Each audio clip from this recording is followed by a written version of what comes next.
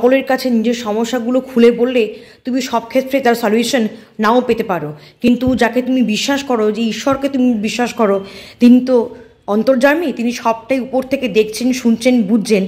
তার কাছে তুমি যখন সবটুকু নিজের খুলে জানাবে না, তিনি ঠিক তোমাকে রাস্তা বলে দেবেন বা বুঝিয়ে দেবেন কোথায় গেলে তোমার সমস্যার সমাধান হতে পারে।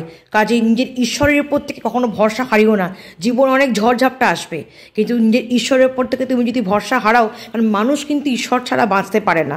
আমরা প্রত্যেকেই কেউ ঈশ্বর ছাড়া বাঁচতে পারি না, আমাদেরকে ঈশ্বরের শরণাগত কিন্তু হতেই হয়। কাজেই তোমার জীবনে যাই কিছু হয়ে থাকুক না কেন, যত যাই কিছু তোমার জীবনে ঝড় আসুক না কেন, আমি জানি এমন জীবনে অনেক ঝড় আসে, সেক্ষেত্রে হয়তো আমরা ঈশ্বরকে অনেক সময় দোষারোপ করি, কিন্তু সেটা করলে চলবে না। আমাদের জীবনে যখন সমস্যা রয়েছে, তখন সেই সমস্যাগুলো থেকে আমাদেরকেই উদ্ধার হতে হবে, এবং তার জন্য আমাদের কারোর না কারোর তো সাহায্যের প্রয়োজন। তুমি হয়তো সব ক্ষেত্রে মানুষকে বললে সেটা নাও হতে পারে, তারা হয়তো তোমাকে সেক্ষেত্রে নাও সাহায্য করতে পারে, কেউ করলো তো কেউ করলো না। এবার তুমি যদি নাও করতে পারো, তুমি যদি সেই মানুষগুলোর থেকে সাহায্য নাও পাও, তোমাকেই হয়তো সেই জায়গাটা নিজের সমস্যাগুলোকে সমাধান করতে হবে, কিন্তু তার জন্য তোমার একটা শক্তি প্রয়োজন। সেই শক্তিটা তোমাকে কে দেবে?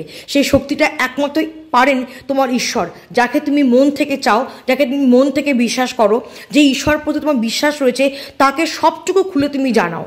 তাকে যখন থেকে তুমি সবটুকু খুলে জানাবে, দেখবে শুরুতেই বললাম, তিনি তোমাকে সমস্ত রাস্তা তোমাকে খুলে দেয়। একটা দরজা তোমার জন্য বন্ধ হয়ে যেতে পারে, সব দরজা তোমার জন্য কিন্তু বন্ধ হবে না। একটা দরজা যদি বন্ধ হয়ে যায়, আর একটা দরজা বন্ধ হয়ে গেলেও দরজা তোমার জন্য বন্ধ কখনোই থাকবে না।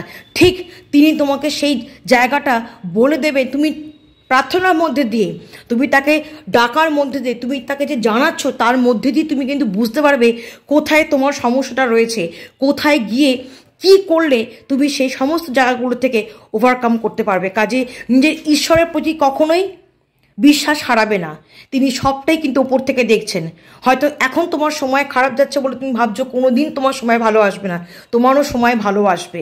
কারণ এইভাবে কিন্তু অনেক সময় ঈশ্বর আমাদেরকে পরীক্ষা নেন, এই বিভিন্ন রকম খারাপ সময়ের মধ্যে দিয়ে, হাজারো প্রবলেমসের মধ্যে দিয়ে উনি কিন্তু আমাদেরকে পরীক্ষা নেন, যে আমাদের কতটা ধৈর্য আছে, কতটা আমরা তার প্রতি বিশ্বাস রাখতে পারি।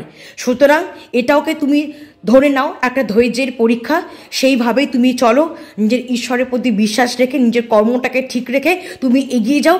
দেখবে তোমার সব কিছুই, তোমার সমস্যার সমাধানও হবে, তুমি জীবনে যা চাইছো তাই তুমি পাবে। শুধু নিজের ঈশ্বরের প্রতি থেকে কখনোই তুমি নিজের ভরসাটা, নিজের অবিশ্বাস জায়গাটা কখনো রাখবেই না, কখনো তুমি অবিশ্বাস করবে না, তাকে সবসময় বিশ্বাস করবে, সবসময় তাকে স্মরণ করে চলবে। দেখবে তিনি ঠিক তোমার সহায় হবেন।